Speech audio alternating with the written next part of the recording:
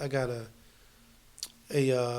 an email from a woman out in Arizona. I forget the town. It wasn't Phoenix. It was another town who said that she had been looking for a mentoring program. She had two sons for her son, and so she found out information on the website, and she emailed me. But I told her, did you look at the address? Like, we're located in Philadelphia, and she's like, well, you need to bring the program to Arizona. I was like, okay, we're gonna work with that. Reuben Jones heads Frontline Dads, a nonprofit and mentoring leadership program serving Black men returning home from prison and Black youth who are considered at risk. Reuben has a graduate degree from Lincoln University in Human Services and brings a unique insight to the program through his own personal experience. I was incarcerated in 2000. I was a part of this program for fathers to learn parenting skills. And a lot of the men were going home, and they were not necessarily having good relationships with their children, with their families. They had been away for a long time, 10, 15, 20 years. So at the same time, there was a lot of younger guys coming into the prison who had children and had no relationship with their children. So we started to wonder what it would look like if we could kind of connect the two and bring some of what we learned outside. So myself and a couple of other facilitators created this vehicle, which is Frontline Dads.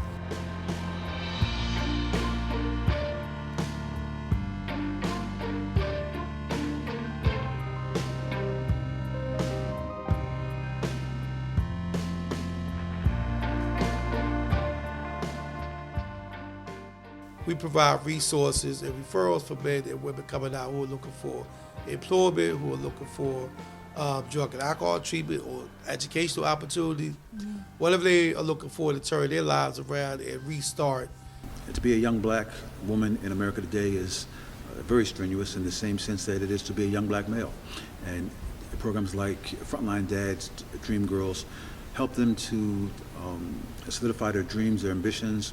It's very important for our young women and men to be able to go outside their neighborhoods, have different opportunities to see life outside of our hoods so they can aspire to something greater and higher.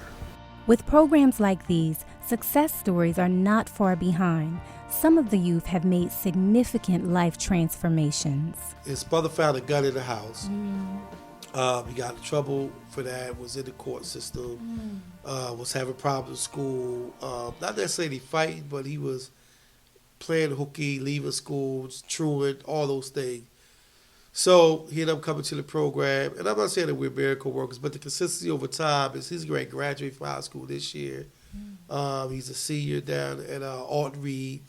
He hasn't had any problems. Mom, last time I saw the mom, she just talking so much about how different he was. He had a job over the summer. The community impact and success of Frontline Dads has opened the door for Reuben to enter circles with people like Oprah Winfrey and even President Obama. He's won countless awards and proclamations for his work. He gives this advice to Black men returning home from prison. In prison, if you walk the prison yard, everyone's innocent. At some point, you have to come to terms with the bad choices you made. And at some point, you have to come to terms with the impact that you made because of those mistakes, those bad choices. Our children feel that. We can't lie to our children and tell them daddy's away in college when he's upstate. And they're coming through the prison to visit him and has to go through the barbed wire and security checkpoints. That's not fair, right? So what I would say is, first, do a self-assessment. Who am I? Second, I would say offer some act of contrition to your family. You have to make things right with your family because these are the people that's going to embrace you and welcome you home and pave the way for a successful transition for you. When asked if he could see himself creating Frontline Dads if he had not gone through these experiences, he answered, most likely not. When I was incarcerated, I had a son that I was disconnected from. That's how I ended up in the parenting class in the first place because I fought for about 9 years to see my son. And finally I filed a petition in family court for joint custody and visitation with the court and won. But now I realized I don't have any parenting skills. I never raised a child before. So I took this class just to kind of learn I was really just trying to prepare for that first visit. Like, how do I connect with them? You know, what do I say? How do I answer that question about where you been? And, you know, why I haven't seen you for 9 years? And, well, mommy said this. So, but the class was much more than that. The class taught me a lot of stuff beyond parenting, just about manhood in general. You know, reacting to things and learning how to conduct yourself in certain situations. The art of self-assessment. So, because I took that class, I think it improved me as a person. But if I had been disconnected from my son, I might not have even seen that need. It's a lemonade kind of day. Sitting on the porch watching the sun. Screen door swinging back and forth, back and forth. Chicken frying in the kitchen.